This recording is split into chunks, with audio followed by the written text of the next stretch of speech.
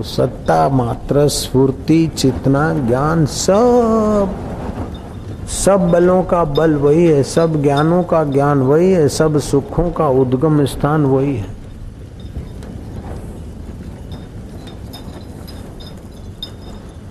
श्री कृष्ण का अवतार भी उसी की सत्ता से उसी में हुआ। रामावतार, राम श्री राम की आकृति, कृष्ण की आकृति माँ, गायत्री की साकार आकृति हमारे पास नहीं है।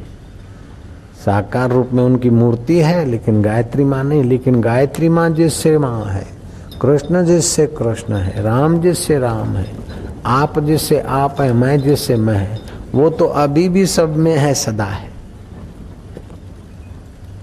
सो साहिब सद सदा हजूरे, अंधा जानत ताको दूरे। गुरुवाणी ने कहा वो साहिब सद सदा हजूर है। हाजरा हजूर जागंदी जोत, आद सत्य जुगात सत्य, है भी सत्य नानक वो से भी सत्य। वो ऐसा सत्य स्वरूप, एक होता है सत्य, दूसरा होता है सत्य। जैसे 2 और 2 4, ये सत्य है।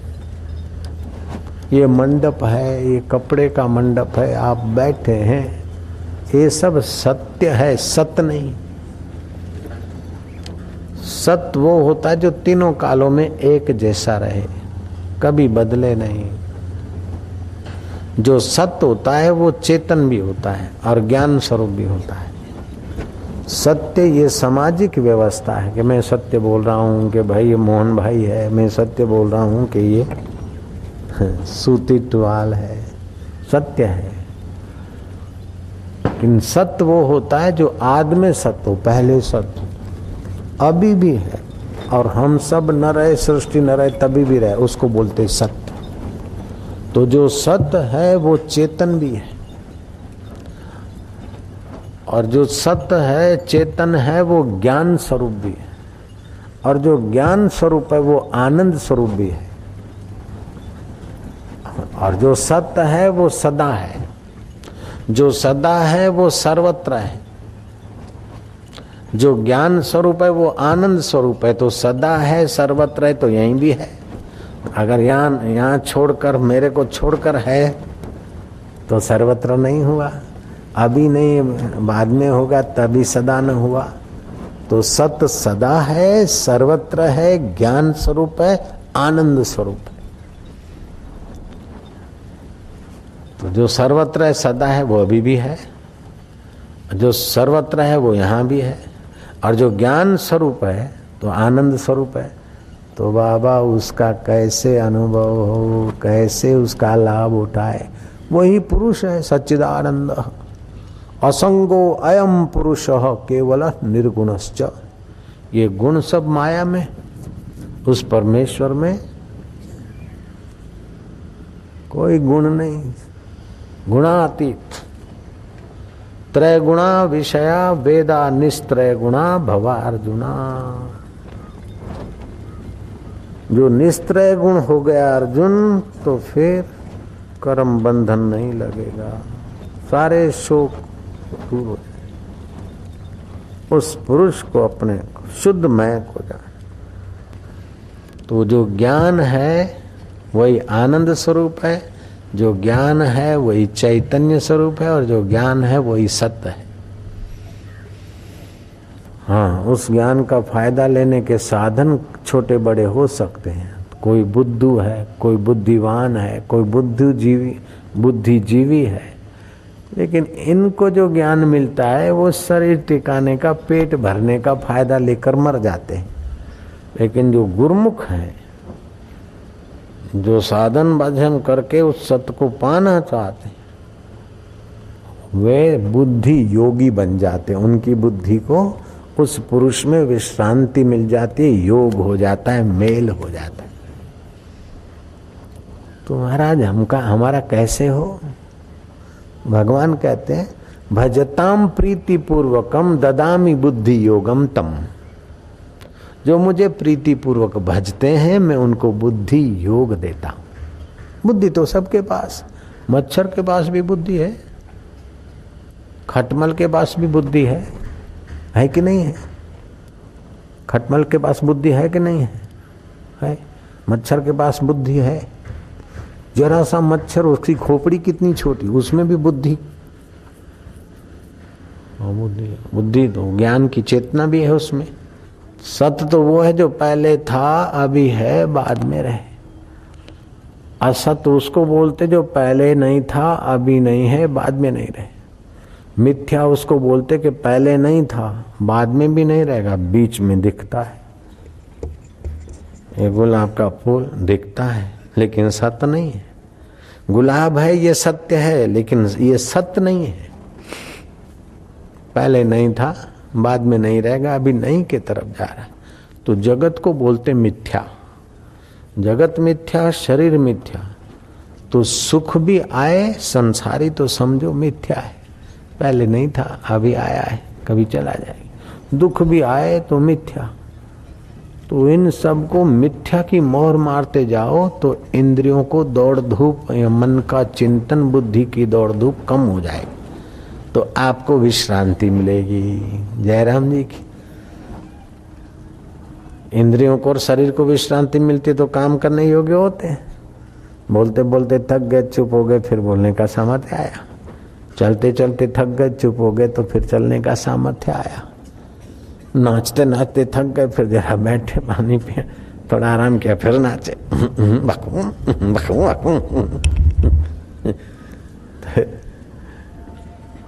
सुनते सुनते उब गए, थक गए, चले गए।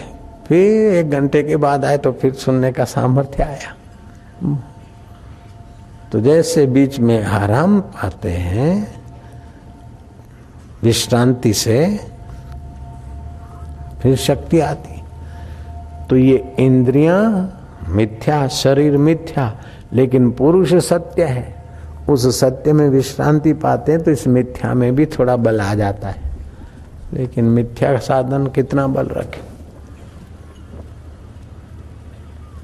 तो आपका आत्मा सत्य स्वरूप है और परमात्मा सत्य स्वरूप है।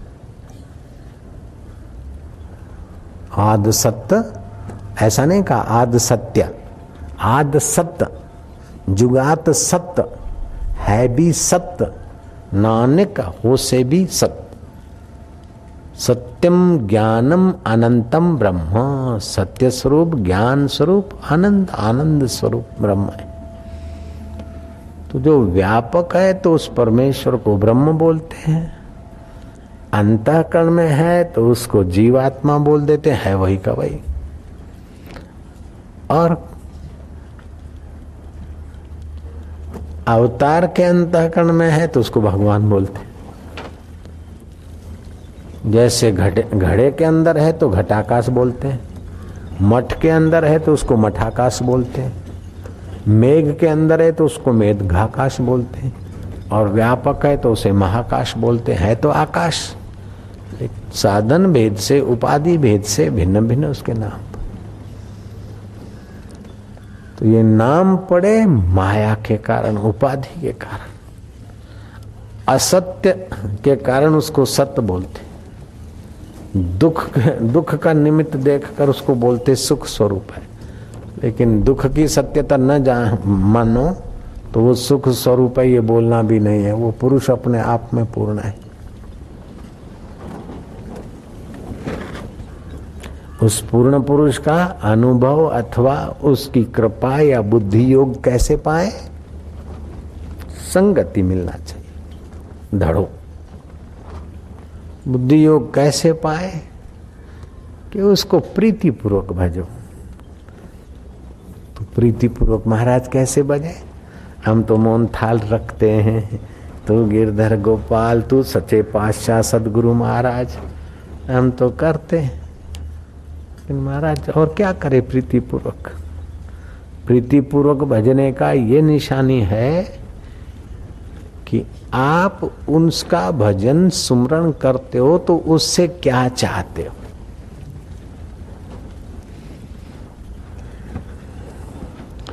महाराज हम ये चाहते हैं कि हमारा शरीर स्वस्थ रहे, हमारा काम धंधा अच्छा चले, घर में संप रहे, समाज में इज्जत आबरू रहे, हम वो चाहते हैं भगवान से।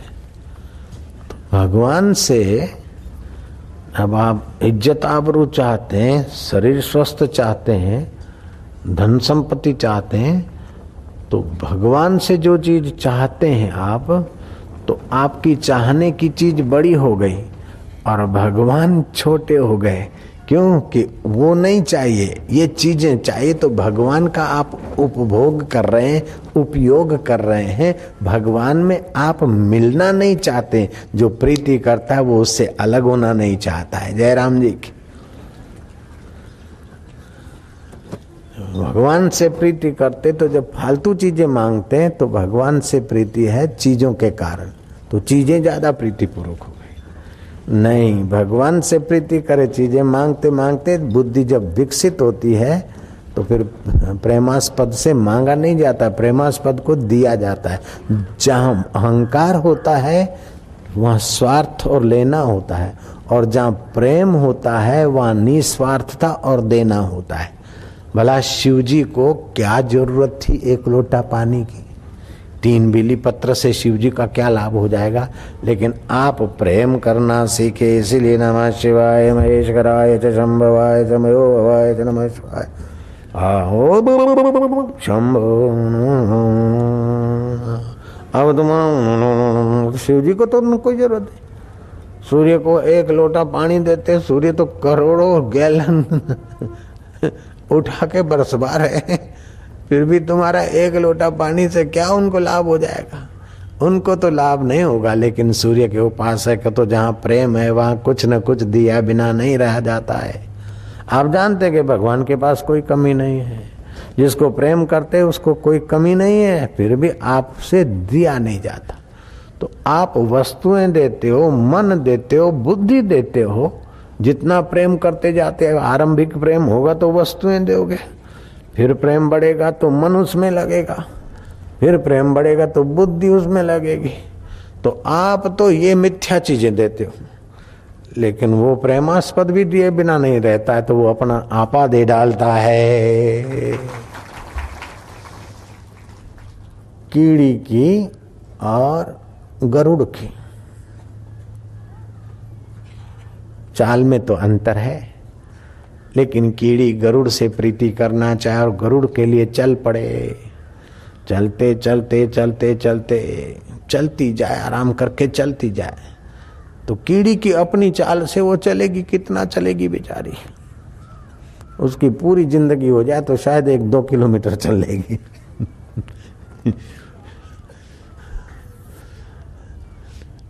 गरुड़ को पता चले कि कीड़ी मेरे लिए चल रही, तो गरुड़ अपनी चाल से चलेगा। सामवेद की ऋचाओं का गान करता हुआ धड़ाक मिलेगा। कंगाल और बड़ा सम्राट, कंगाल सम्राट को चाहे, सम्राट को दे तो क्या देगा? बाजरे की रोटी खा लो साहब, ये फाफड़े खा लो, 1 कप चाय पी लो, खटिया पे बैठो, मेरे झोपड़े में आओ। तो कंगाल स्वागत करेगा सम्राट का तो अपनी हैसियत के अनुसार करेगा, लेकिन सम्राट जब कंगाल का स्वागत करने लगेगा तो वो अपनी महिमा के अनुसार करेगा। ऐसे अंतःकरण अवच्छिन्न अपने को मैं मानने वाला क्या देगा? 1 लोटा पानी दे देगा, थोड़े बिली पत्र दे देगा, थोड़ी देर ताली ठोक देगा, कृष्ण गोविंद हरे मुरारी नाथ नाथ हरि ओम हरि ओम हरि ओम। जीव क्या करेगा बेचारा?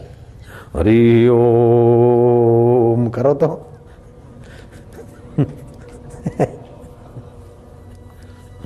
फिर करो हरि, भीख मांगना चालू है। क्या करेगा बेचारा?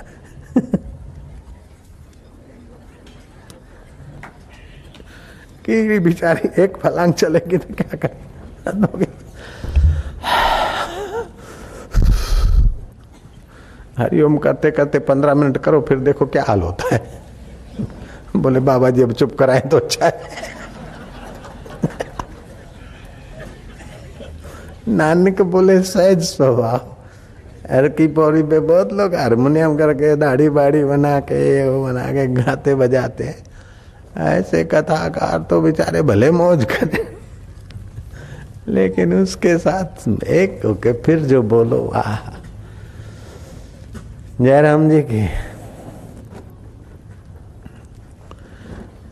आप क्या दोगे, कितनी देर दोगे? चलो दो, कितनी देर देते हो? अपना इंद्रियां, मन, अपनी वाणी देंगे ना भाई। हरि ओम करके अपनी वाणी अर्पण कर रहे हैं, ताल बजा के अपना कर की अर्पण कर रहे हैं, आंखें बंद करके मन इंद्रियां उसमें लगा रहे। कितनी देर देते? लगाओ, चलो। जहाँ श्रद्धा होती है वहाँ मन लगता है, जहाँ प्रीति होती है वहाँ मति लगती, जहाँ प्रीति की पराकाष्ठा होती है वहाँ स्वयं लगता है। जहाँ स्वयं लगता है तो वो भी अपने आप को स्वयं को दे डालता है। भजताम प्रीति पूर्वकम। कीड़ी अपनी चाल से चले, लेकिन गरुड़ चलेगा तो मुलाकात हो जाएगी। कंगाल अपनी हैसियत के अनुसार स्वागत करता है या कुछ देता है, तो सम्राट अपनी शक्ति के अनुसार। ऐसे अंतःकरण अवच्छिन्न जीव बेचारा अपने तरफ से प्रीति पूर्वक अपने मन को, इंद्रियों को, मान्यताओं को उस परमात्मा में डूबा दे, शांति में गोता मारे, तो वो विश्रांति अपने तरफ से जो देता है। असंगो अयम पुरुषः संगति। उस असंगो अयम पुरुष केवला निर्गुणश्च। गुण प्रकृति में, माया में वो निर्गुण रोटी सबसे मोटी उसका भोग लगाता है। निरंजन वन में साधु अकेला खेलता है, कबीर जी ने कहा। अंजन माना इंद्रियां, जहां इंद्रियों की पहुंच नहीं है। वो कोई आकृति की कल्पना मत करना, शांत होते जाना। द्विभुज चतुर्भुज साकार की कल्पना मत करना, अपने आप को उसमें दे देना, जिससे साकार भी जीव है और निराकार ईश्वर की भी, साकार जीव और साकार ईश्वर की भी सत्ता जिससे सिद्ध होती है, उस सच्चिदानंद में अपने आप को थोड़ा डुबाते जाना। कुंभ बांधा जल रहे, जल बिनु कुंभ न होए।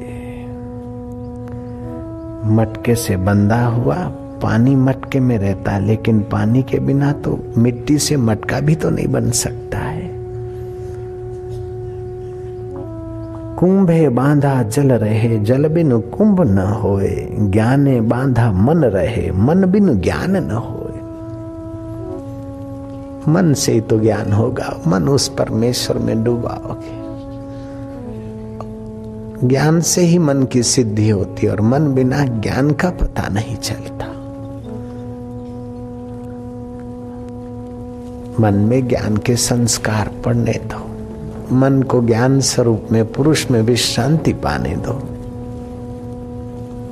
बिना अनुभव के वो हाल हो जाते कहानियां और कथाओं करने वालों बेचारों के।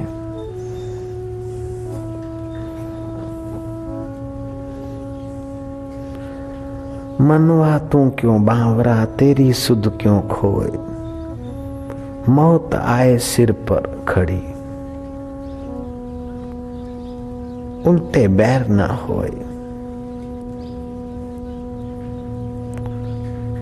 बात बनाई जग ठग्यो, मेरा साया।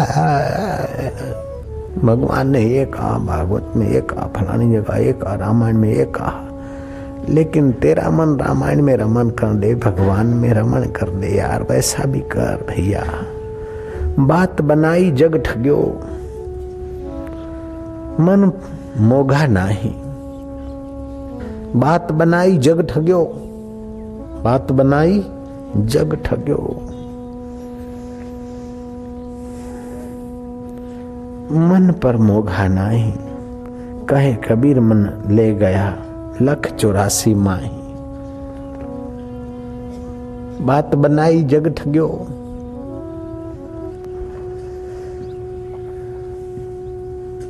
मन पर मोघा नाही। कह कबीर मन ले गया 1,84 माई।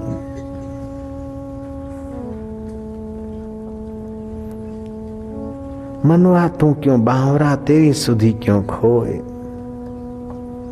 मौत आए सिर पर खड़ी उल्टे बैर न होए। अपनी योग्यता का, अपनी मन मति का, अपने बल का सदुपयोग करें। विवेक का आदर करने से दोषों का अभाव हो जाता है।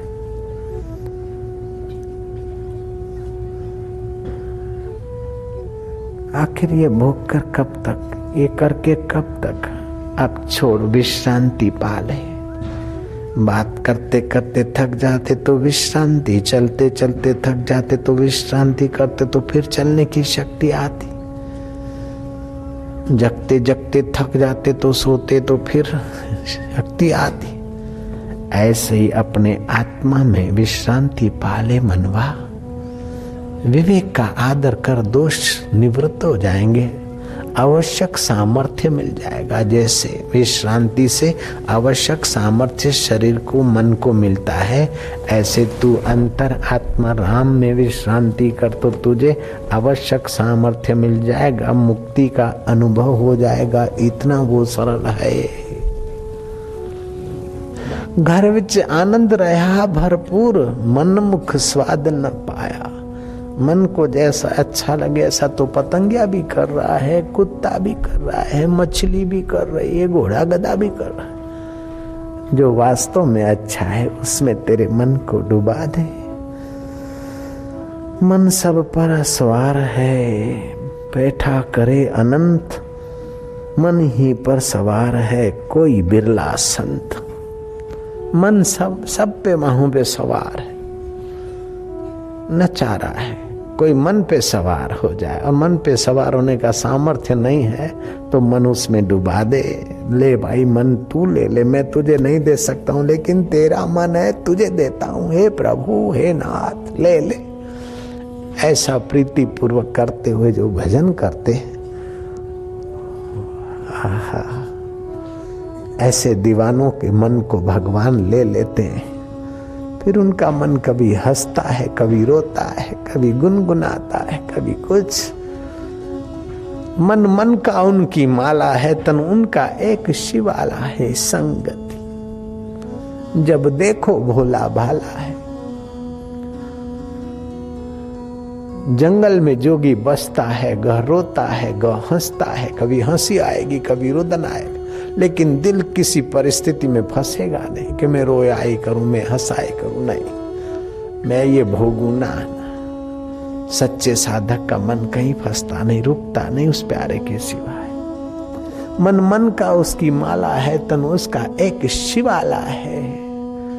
जब मन विश्रांति पाता है तो दिव्य परमाणु पैदा होते हैं। उसकी आंखों से दिव्य परमाणु, उसके शरीर से दिव्य परमाणु निकलते, उसके वाणी से दिव्य भाव उत्पन्न होते। मन मन का उसकी माला है, तन उसका एक शिवाला है। जब देखो भोला भाला है। जंगल में जोगी बसता है, कह रोता है, कह हंसता है।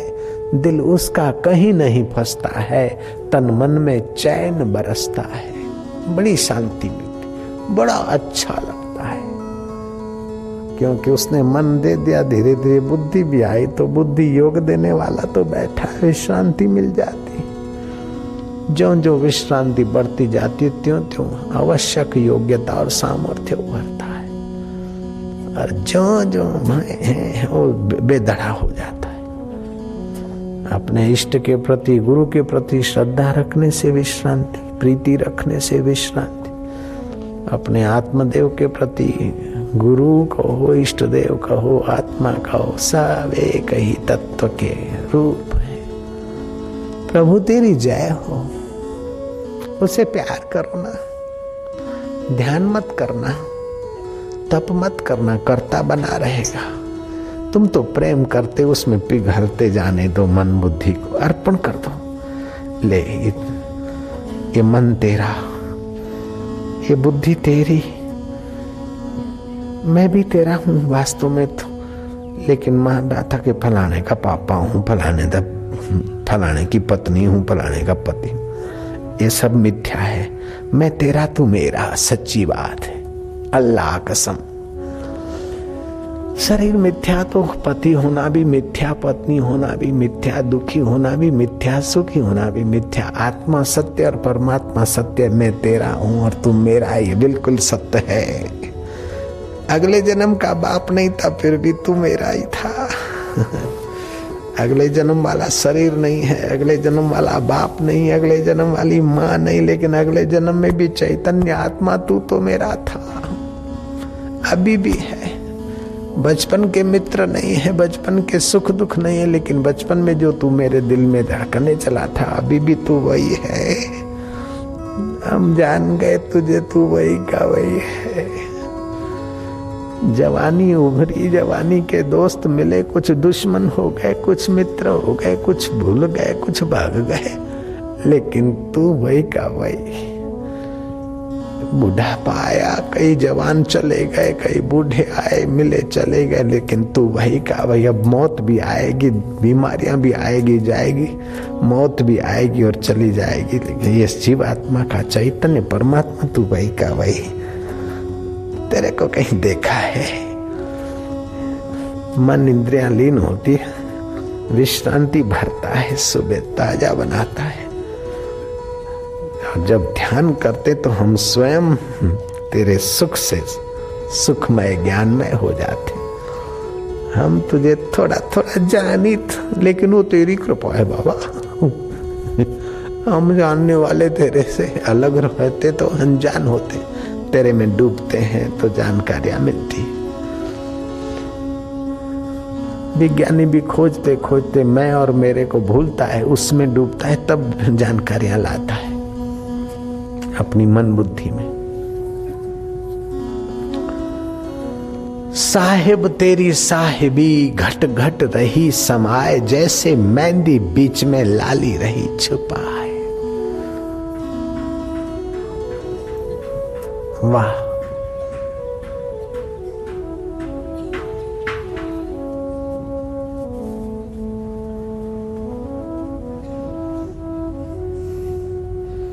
विश्रांति, मधुर शांति। काम बिगाड़े भक्ति को, काम विकार और कामनाएं भक्ति को बिगाड़ते, भक्ति के रस को बिगाड़ देते। ज्ञान बिगाड़े क्रोध, क्रोध आने से ज्ञान की निष्ठा गड़बड़ हो जाती। लोभ वैराग्य बिगाड़ दे, लोभ बढ़ता है तो वैराग्य ढीला हो जाता है। मोह बिगाड़े बोध, जे विषया संतन तजे, जे विषया संतन तजे, मूड ताही लिपटात। जिन विषय विकारों को संत तुच्छ समझकर, फंसाने वाले समझकर छोड़ देते संत लोग, भोग को, विषय विकारों को। जे विषया संतन तजे, मूड ताही लिपटात। जो नर डारे वमन कर, स्वान स्वाद सो खात। जैसे मनुष्य वमन कर देता, लेकिन कुत्ता पूंछ चुलाते हुए चाटता है, ऐसे जो विवेकी हैं, जन्मों का अंत करने के तरफ चल पड़े हैं, ऐसे संत इन विषय विकारों को, चबाना चबीना को छोड़े हैं, मूड वही खाया करे। जैसे विवेकी उल्टी करता और कुत्ता पूंछ हिला के खावे, ऐसे ही समुद्र मंथन और रत्न निकले। उन बाह्य रत्नों के पीछे जो लगे वो अमृत कुंभ से वंचित रह गए, लेकिन अमृत कुंभ निकला। देव असुर मिलकर अमरता सब चाहते। आपकी आसुरी वृत्ति भी अमर सुख, सदा सुख चाहती है, और देवी वृत्ति भी सुख चाहती है। अमृत का घड़ा निकला, उसकी सुरक्षा के लिए बृहस्पति और अमृत कुंभ को ले जाने वाले जयंत की कथा पौराणिक है। और ये पौराणिक कथा शास्त्रीय कथा के पीछे एक तात्विक अमृत की खबर है। दो वस्तु के मेल से तीसरी चीज का प्रागट्य होता है। दो व्यक्तियों के विचार से तीसरा एक नया विचार, नई दृष्टि मिलती है। दो रंगों के मेल से तीसरा रंग उत्पन्न हो जाता है। ऐसे ही ग्रह, नक्षत्र और स्थान की विशेष व्यवस्था के मेल से चित्त में प्रसन्नता और छुपे हुए आत्म अमृत का प्रागट्य होता है। यही महाकुंभ का उद्देश्य है। जय राम जी की। हर 3 वर्ष में ग्रह नक्षत्रों की वह दशा होती है। उन तीर्थों में प्रयाग, नासिक, इलाहाबाद और हरिद्वार। तो ऐसा नहीं कि वो कुंभ लेकर निकले और जहां जहां कुंभ के अमृत के छींटे पड़े वो अमृत अभी बना हुआ है और अब हम आकर गंगा नहाएंगे अथवा कहाँ इलाहाबाद में नहाएंगे तो वो पुराना अमृत हमें मिलेगा। नहीं, वह ग्रह, नक्षत्र, तिथि के मेल से आपके चित्त में सात्विक दशा उत्पन्न होती है और उन तीर्थों में नहाने से आपके अमर आत्मा की झलकें आती है। ये कुंभ मेला की व्यवस्था है। दुनिया में इतना बड़ा मेला और कहीं नहीं लगता है कुंभ की बराबरी कर सके। और इसमें तमाम मत के, तमाम पंथों के, तमाम मान्यताओं वाले, तमाम नात जात वाले लोग एक ही उस अमरधारा की मधुरता में प्रसन्न होते हैं। ये शांति और प्रसन्नता का एहसास न हो, अगर किसी का कल्पित किया हुआ होता तो कल्पित चीज का सुख ज्यादा देर नहीं ठहरता है। इसके पीछे शाश्वत सत्य के संकेत हैं और अमरता के उस आंदोलन का लाभ होता है। इसलिए महीनों भर कोई मेला चला रहे, 2-2 महीना मेला चलता रहे और इतने हजारों नहीं लाखों की तादाद में लोग, और ऐरे गहरे नहीं, मेले की भीड़ के धक्का धक्की का आनंद लेने वाले लोग कहीं होते तो 1 आध दिन का मेला होता है। लेकिन यहाँ तो बुद्धिमान लोग, हजारों लाखों की संख्या में समझदार लोग, हजारों की संख्या में साधु संत महंत मंडलेश्वर आदि एकत्रित होते हैं और महीनों इस धरती पर रहते हैं। तो जरूर कुछ रहस्य है जो ऐसे घोर कूड़ कपट है, दंगा मुकदमे भरे आदि के गंदे वातावरण में जीने वाला मानव सैलाव भी इस अमरता की कुछ बूंदे पाकर शांति, आनंद और माधुर्य का एहसास करता है। धन्य है भारत संस्कृति और धन्य है देव और आसुरी वृत्तियों को मंद्राचल और वासुकी का सहयोग लेकर मंथन करते करते अपने चित्रूपी सागर से चैतन्य का अमृत खोजने की व्यवस्था। हम लोग सचमुच बड़भागी हैं जो हमें अपने मूल अमृत स्वभाव आत्मा की ओर ले जाने वाला वातावरण और सत्संग भी मिलता है। भगवान कृष्ण गीता में कहते हैं, वासांसी जीर्णानि यथा विहाय नवानि गृह्णाति नरो पराणि तथा शरीराणि विहाय जीर्णाः अन्यानि संयाति नवानि देहि। मनुष्य जैसे पुराने कपड़ों को छोड़कर दूसरे नए कपड़े धारण कर लेता है, वैसे ही ये देही पुराने शरीरों को छोड़कर दूसरे नए शरीर में चला जाता है। वास्तव में ये देह और देह का स्वामी कहो अथवा देह का अधिष्ठान कहो, ये आत्मा उससे अलग है। जैसे आप कपड़े पुराने छोड़कर नए पहन लेते हैं, ऐसे इस पुरानी देहों को छोड़कर ये जीवात्मा देह ही नए देहों में जाता है। ये तब तक नए देह बदलता रहता है जब तक इसे पूर्ण अमरता का अनुभव नहीं होता है।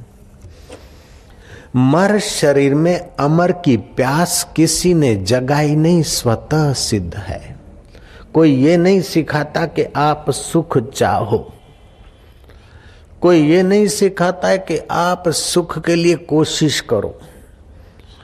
कीड़ी से लेकर कुंजर तक, मनुष्य से लेकर देवता तक सारे प्राणी सुख के लिए प्रयत्न करते हैं। जो सत है वही चित्त है, वही आनंद स्वरूप है।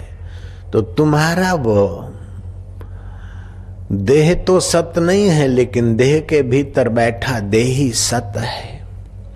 देह तो चेतन नहीं है, लेकिन देह के भीतर बैठा हुआ देही चैतन्य है। देह तो आनंद रूप नहीं है, लेकिन देही आनंद रूप है। गलती से देही को मैं रूप में नहीं जानते और देह को मैं रूप में मानते। नानक जी ने कहा, भूला जब भी आपनू तभी होया खराब। अपने आत्म भाव को, अपने आत्म सुख को ये जीव जब भूला है तभी ये खराब हुआ। कई यात्राएं करता करता, यातनाएं सहता सहता, धन कमा लूं सुखी हो जाऊं, इतना पढ़ लूं सुखी हो जाऊं, इतना छोड़ दूं तो सुखी हो जाऊं, इतना पालूं तो सुखी हो जाऊं, करते करते अंत में शरीर जीर्ण हो जाता है। बोलता है इससे तो मर जाऊं तो सुखी हो जाऊं। सुख की मांग अनादिकाल से, वो सुख जो नित्य हो, शाश्वत हो। क्षणिक सुख मिलता है, थोड़ा सुखी होता है, फिर बेचारा दुखी हो जाता है। सुख, शाश्वत सुख पाने की इस जीव की जो दौड़ है, जब तक पूरी नहीं होगी तब तक चीजें बदलेगा, फैशन बदलेगा, मित्र बदलेगा, मकान बदलेगा, घर बदलेगा, यहां तक कि तन भी बदलेगा।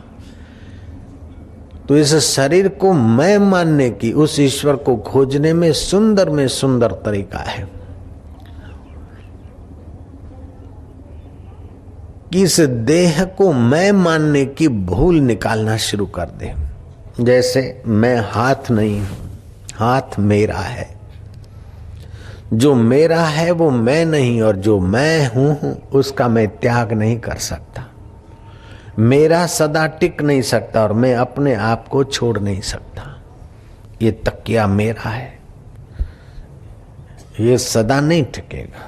ये हाथ मेरा है, सदा नहीं रहेगा। ये पैर मेरे, शरीर मेरा है।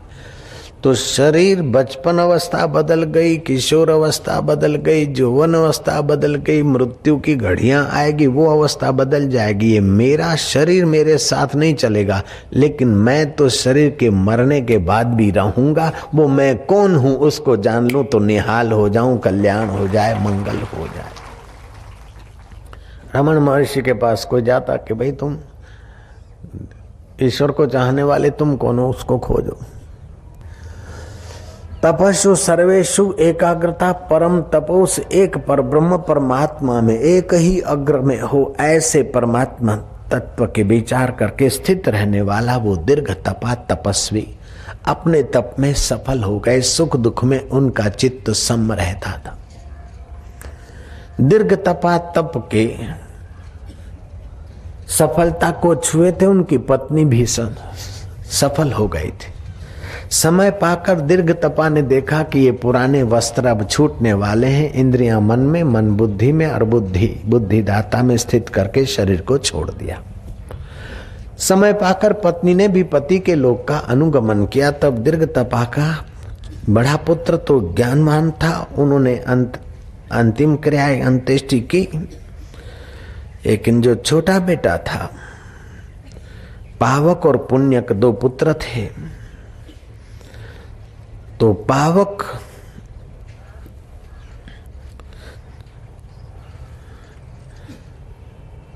छोटा ज्ञातज्ञ नहीं था और पुण्यक जानता था।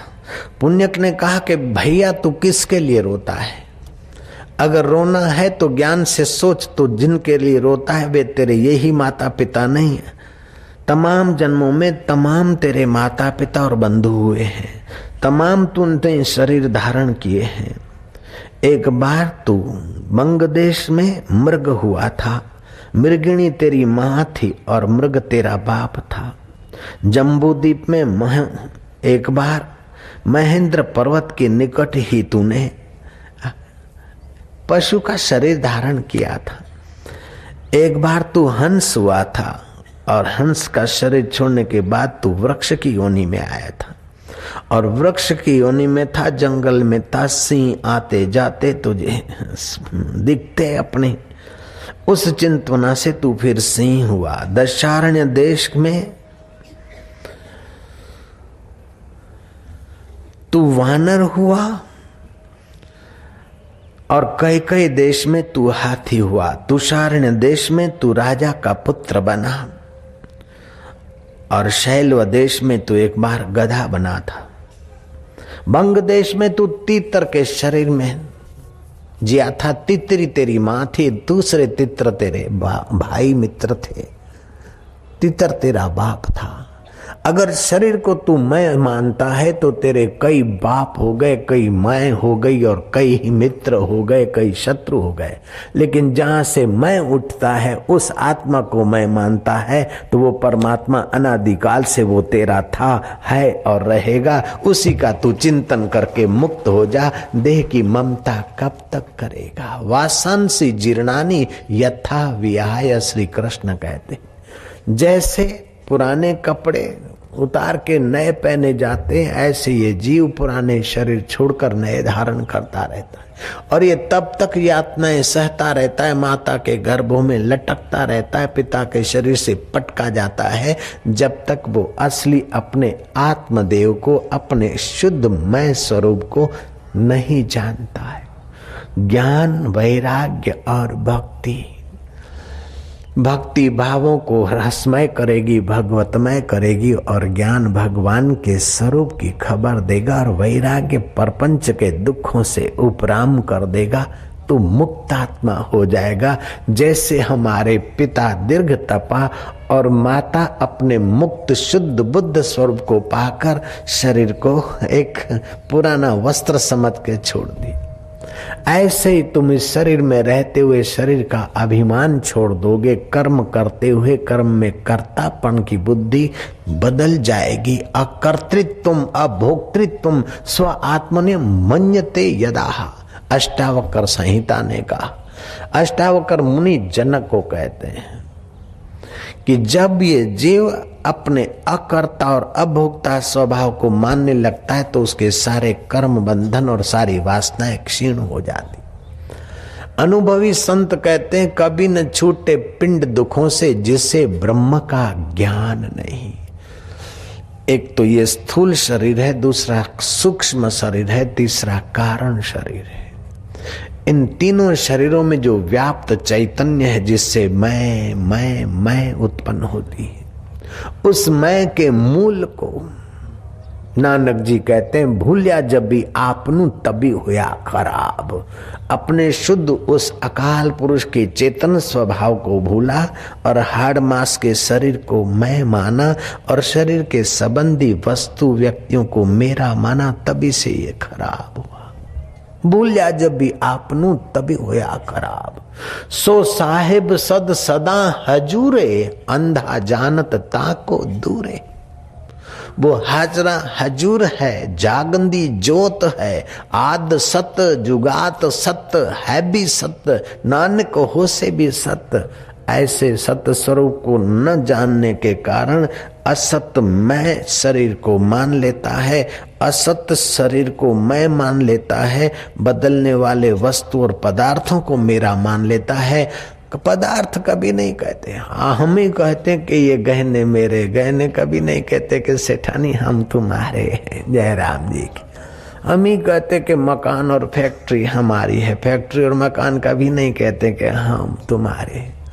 पिक्चर वाले गाते जब तक रहेंगे चांद सितारे, हम है तुम्हारे तुम हो हमारे, परदेसी तुम भूल न जाना। आधा घंटे के बाद तो झगड़ा हो जाता है, तो दूसरी फिल्म में एक दूसरे के शत्रु का रोल अदा करते हैं। अब उनके गाने सुनकर आज का नया जनरेशन बोले जब तक रहेंगे चांद सितारे, हम है तुम्हारे तुम हो हमारे, सरासर ना समझिए। बाहर के मित्र तुम्हारे हमारे तो नहीं रहते, ये शरीर भी तुम्हारा साथ नहीं देता। चांद सितारे तो क्या भाई, कल क्या हो जाए कोई पता नहीं। जयराम जी की, लेकिन तुम्हारा परमेश्वर तो चांद सितारे रहे तब भी तुम्हारा है, और चांद सितारे महाप्रलय में गायब हो जाए तभी भी जो तुम्हारा साथ नहीं छोड़ता है, उस सच्चिदानंद को जान लो। भागवत में पहला श्लोक आता है, सच्चिदानंद रूपाय। जो सत्य है उसकी सत्यता से जगत की क्रिया, चेतनता से ज्ञान होता है, उसके आनंदता से संसार में कुछ झलक मिलती है सुख की। जरा सी सुख की झलक के लिए कितना कितना करते हैं, अगर ज्ञान हो जाए, उसमें प्रीति और ध्यान हो जाए तो सुख ही सुख है, माधुर्य ही माधुर्य है। जिसको कहीं अपना मित्र मिलता है तो उसको कितना मजा आता है। कभी कभी कहीं कहीं अपना स्नेही मिल जाता है तो आनंद आता है, कि जिसको ज्ञान हो जाता है उसको अपना स्नेही जहां तहां भासता है तो उसके आनंद का क्या कहना। वो पुरुष तो ऐसा हो जाता है, राम तीर्थ कहते कभी चबावे चना चबीना, कभी लपटा ले खीरांदी, वाहरे मौज फकीरांदी। कभी तो ओढ़े शाल दुशाले, कभी गुदड़ियां लीरांदी, वाहरे मौज फकीरांदी। मंग तंग के टुकड़े खांदे, इन बाबाओं से पूछो क्या रोज एक जैसा मिलता है क्या भंडारा, अथवा रोज एक जैसी कड़ी दाल चावल मिलते क्या? कभी कहीं हड़दूत भी हो जाते, कभी कुछ भी हो जाता है। लेकिन चलो भाई, दे उसका भला ना दे उसका भला, जय जय सिया राम। कभी फूंक मार भी देते बाबा लोग, भैंसा कैसा बना। एक बार समर्थ रामदास मधुकरी करते करते ऐसी जगह पर पहुंचे जो माई बड़ी झगड़ाखोर थी, ऐसी चंडी रूपा थी कि अड़ोस पड़ोस में नाक में दम कर दिया था। पति तो तौबा पुकार गया, लेकिन पड़ोसियों ने भी देखा कि हम कोई पूर्व जन्म का पाप का फल भोग रहे कि ऐसी पड़ोसन मिली। उस जमाने में कोटा स्टोन अथवा सीमेंट कंक्रीट के फर्श वाले घर नहीं होते थे, लीपण करते थे, गाय के गोबर मिट्टी, और लीपण के लिए कपड़ा रखती थी कि हाथ में लग ना जाए। तो 2-3 दिन पहले का गोबर और मिट्टी का घोल बना कर रखा और लीप रही थी, और किसी से झगड़ भी रही थी। इतने में शिवाजी महाराज के गुरु समर्थ रामदास आ गए। जय जय रघुवीर समर्थ, नारायण हरि भिक्षाम देहे। उसने उठाया माई ने, जिससे लीप पोत रही थी, अभी रोटी बनाकर यूं बैठी और आ गए। जय जय रघुवीर समर्थ भिक्षाम दे, तेरे बाप का है, तेरा ऐसा है। साधु के बच्चे काम धंधा करने से डरते, मुफ्त का खाते फिरते। वो जो मिट्टी और गोबर की गंदगी के घोल से गंद कपड़ा था, दे मारा समर्थ के मुंह पे। अब दुख का प्रसंग तो है भैया जयराम जी की, लेकिन दुखी होना न होना वो आपके हाथ की बात है। नजरें बदली तो निजारे बदले, किश्ती ने बदले रुख तो किनारे बदले। समर्थ ने वो मुंह पे लगा हुआ गोबर और मिट्टी के घोल वाला कपड़े का टुकड़ा लिया। जय जय सिया राम, कुछ तो दिया कुछ तो दिया। गए सरिता पर, हाथ पैर धोए, उस कपड़े को धोया, दूसरे घर से भिक्षा ली, भोजन किया। शाम हुई, दिया जलाना था, देखा कि उस माई बड़ी अशांत है बेचारी, खाली तो नहीं भेजा, कुछ तो दिया। वो कपड़ा जो धो के सुखाया था उस कपड़े में से थोड़ी लीरी निकाल के बाती बनाई, बाती, और दिए में घी डालकर वो बाती जलाई। रोज उस कपड़े से थोड़ा टुकड़ा फाड़ के बाती बनाते और उसकी बाती भजन में काम लाते। अब जयराम जी बोलना पड़ेगा, साधु बाबा भी बोलेंगे सब, जय जय सिया राम साहेब बंदगी। कबीर पंथी होते हैं उनको साहेब बोलने में आनंद आता है, और नाथ संप्रदाय के होते हैं उनको अलख बोलने में आनंद आता है। रामानंदी और वल्लभाचार्य उनको जय जय सिया राम बोलने में ज्यादा मजा आता है। जय जय सिया राम, दंडवत महाराज। और वृंदावन में तो जिस किसी को देखो तो गुरु गुरु बोलते सबको। गुरु कहाँ जा रहे हैं? बोले बाजार जा रहा हूं। गुरु जरा मेरा जूता सिलाते आना।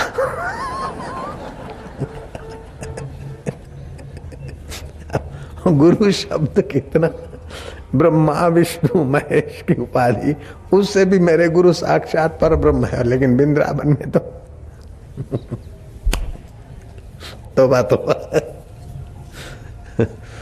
नारायण हरि शब्दों के साथ कई बार अन्याय हो जाता है। कबीर जी ने कहा, दास कबीर चढ़्यो गढ़ ऊपर, राज मिल्यो अविनाशी। महाराज, महान राज मिला। राजा को तो विषय बेकार वस्तुएं संभाल कर, टैक्स लेकर, फोर्स रख कर, खजाने संभाल कर, फिर कई वस्तुओं का उपभोग करके मजा लेना पड़ता है। मेरा इतना बड़ा राज है, मेरा इतना बड़ा कोश है, अहंकार का सुख मिलता है। लेकिन महाराज को तो अहंकार रहित होते हुए और इतनी मजूरी करे बिना महाराजों को सुख मिलता है। इसलिए राजा से भी बड़ा पद महाराज का माना जाता है। अब महाराज जिसको अविनाशी राज मिला है, ऊंचे आ गए विषय विकारों से, उनको बोला जाता है महाराज। लेकिन आजकल तो रसोई बनाने वाले को भी महाराज बोलते, भीख मांगने वाले को भी महाराज बोलते। जिससे जान छुड़ानी हो, अरे ले भाई 10 पैसे, जा महाराज जा। शब्दों के साथ कई बार अन्याय होता है। समर्थ रामदास ने बाती जलाते जलाते वो टुकड़ा पूरा कर दिया होगा। अब वहीं चलते अपन जयराम जी की। जब वो टुकड़ा माई का लेरा पूरा हो गया तो समर्थ उसी माई के द्वार पर आए। जय जय रघुवीर समर्थ। उस समर्थ की दर्शन करते ही माई का हृदय बदल गया कि महाराज कुछ दिन पहले तुम आए थे और मैंने मिट्टी और गोबर से सनी और कपड़े की लीरी मुंह पर दे मारी और आप कुछ भी नहीं बोले। महाराज मैं तो झगड़ा खोर माई, महाराज आप मेरे को माफ कर दीजिए। बोले बहन कुछ न देने की बजाय वो लीरी दी और मैं रोज दिया जलाता था। तेरी लीरी से मेरे जीवन में प्रकाश हुआ तो मेरा राम जी तेरे जीवन में भी प्रकाश कर दे। माई फुट फुट के चरणों पर पड़ी, बदल गई। महापुरुष के बोलने के पीछे उनका संकल्प, उनका त्याग, उनका तप बड़ी मदद करता। कोई सत्पुरुष पूछ ले क्यों भाई ध्यान भजन करते हो, तो उसका मतलब नहीं करते तो करो और कर रहे हैं तो बढ़ाओ। क्योंकि उन्होंने पूछा है तो उनका शुभ संकल्प आपको मिल रहा है। जयराम जी की उनका त्याग, तप और शुभ संकल्प बड़ी मदद करता है।